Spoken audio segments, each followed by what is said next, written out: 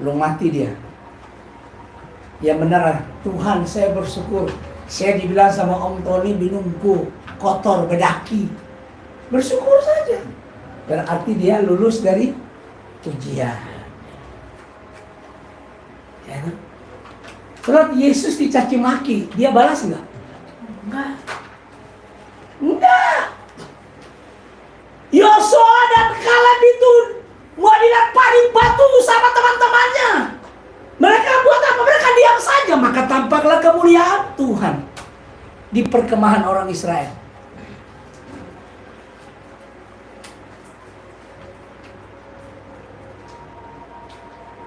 Jadi orang Kristen yang benar ini dia sudah mati.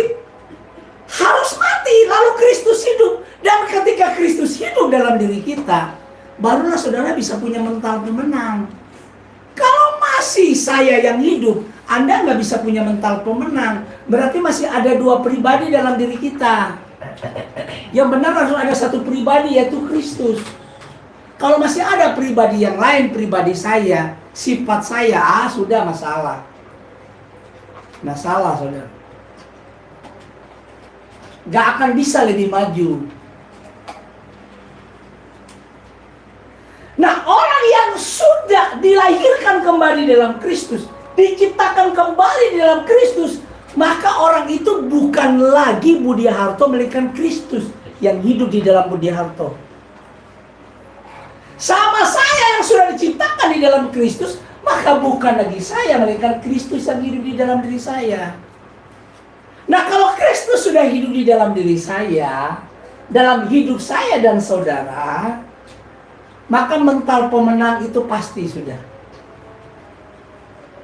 Dengar, sebagaimana nabi-nabi Tuhan juga mengalami penderitaan karena kebenaran, maka kita pun juga akan mengalami hal yang sama. Tidak bisa tidak.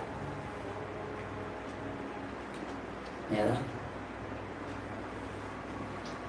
Bu Epi ini termasuk orang yang tahan banting menurut saya. Ya kan? Dia kalau diomelin sama Bu Anjar, dia diam aja. Loh serius, saya udah berapa kali kuperhatikan, diam aja dia. Bagus itu. Ya kan? Nah iya, diam aja dia. Itu contoh yang bagus itu. Contoh yang bagus. Sekalipun kamu salah, sekalipun kamu benar, kamu diam saja, itu bagus. Tapi kalau ketika kamu salah, kamu wajib minta maaf, perbaiki. Tapi kalau kamu benar, diam saja. Bersyukur Tuhan. Aku bersyukur aku mendapat bagian dalam penderitaan Kristus. Ngerti? Ngerti ya? Hendaklah kau setia, dan orang setia biar diapain, dia tetap maju. Sebenarnya bahasa minumku bagi orang Ambon itu bahasa jelek.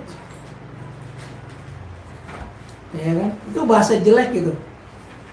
Tapi kalau ketika kita sudah di dalam firman, kalau seharusnya kita nggak perlu terganggu.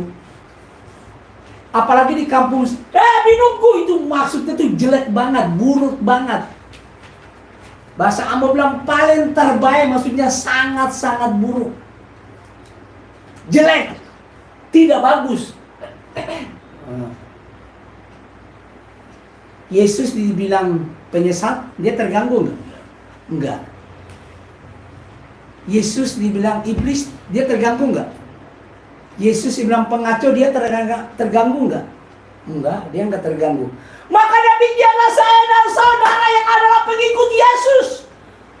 Demikianlah saya dan saudara yang adalah milik Tuhan. Ketika yang ada dibilang sesat harus tetap maju. Ketika ada dibilang pengacau tetap maju. Sekalipun Anda bukan penyesat, sekalipun Anda bukan pengacau. Saya tidak peduli dengan kata orang tentang ibadah. Oh, katanya ibadah itu urusan mereka. Mereka mau ngomong apa, nggak usah urus. Ya, tetap setia saja maju di dalam firman. Ya, sedangkan yang ngomong kita aja jauh lebih buruk,